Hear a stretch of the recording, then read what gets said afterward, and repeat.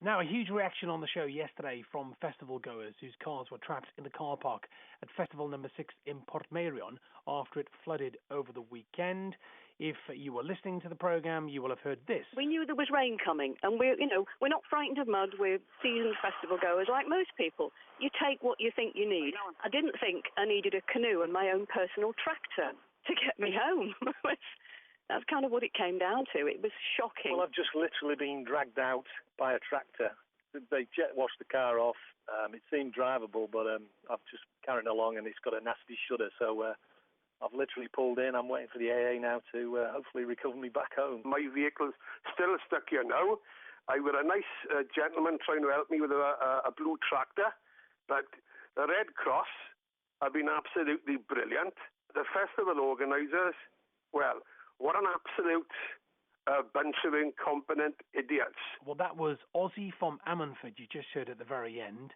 And then in the middle you heard Pete from Bristol. And at the very start you heard Bev from Wilmslow. Well, speaking to BBC Radio Wales yesterday, the event director of the festival, John Drape, defended the decision to put the car park on a known floodplain. I'm meeting with our insurers and the loss adjuster here at 10 o'clock in the morning. They've been advised of the incident and they're being kept updated on a 6-hourly basis. They're fully across of what's taking place here at the Park and Ride. So following that, we've been telling the customers how to get in touch with our insurers. So we've got a dedicated email address.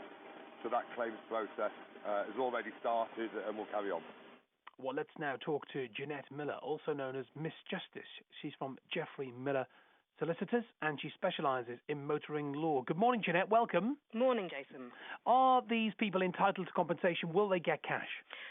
I believe so. I think it's a bit of a complicated one because obviously the festival organisers have been referred to as blaming those responsible for advising them, the National Resources Wales organisation, and I think they've also blaming extreme weather beyond their control. But I think it has to be considered reasonably foreseeable that if you are going to recommend festival goers park on an area of land which has had previous flooding, then I think it's reasonably foreseeable that potentially there could be the problem that has arisen. So in my view, the festival organisers will be held liable for any damage or loss caused by their direction to festival goers to park on that piece of land. But Jeanette, what about when you see signs in car parks, and they can range from festivals right the way through to car parks where you put your car if you're shopping, that say, and they specifically say you park here at your own risk. Does that not jeopardise any future claim?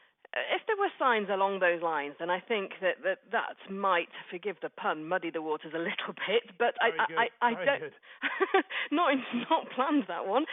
But I don't think they're going to be able to get away with saying that the park at your own risk, and there's a risk of your car being up to the windscreen in water.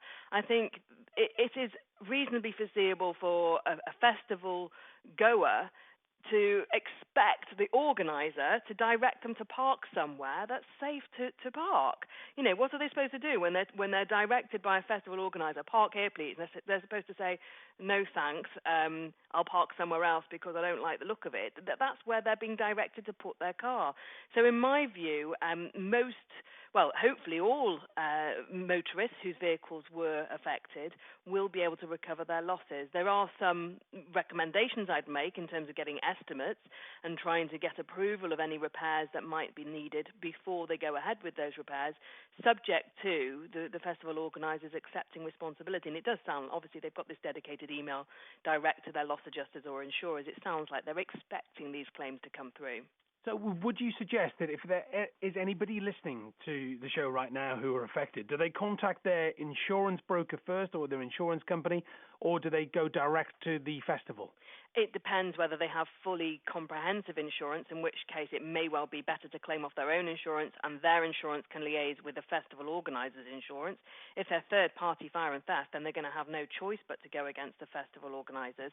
And I would recommend making immediate contact with that email address that's been referred to in the piece earlier, the festival organisers, loss adjusters, because hopefully this can be something that's nipped in the bud. It doesn't sound great from on the various comments that are being made in the media with one organisation blaming another. But I think that hopefully that sort of triangle of blame will be something that they sort out between them, rather than inconveniencing motorists further beyond what they've already had to suffer.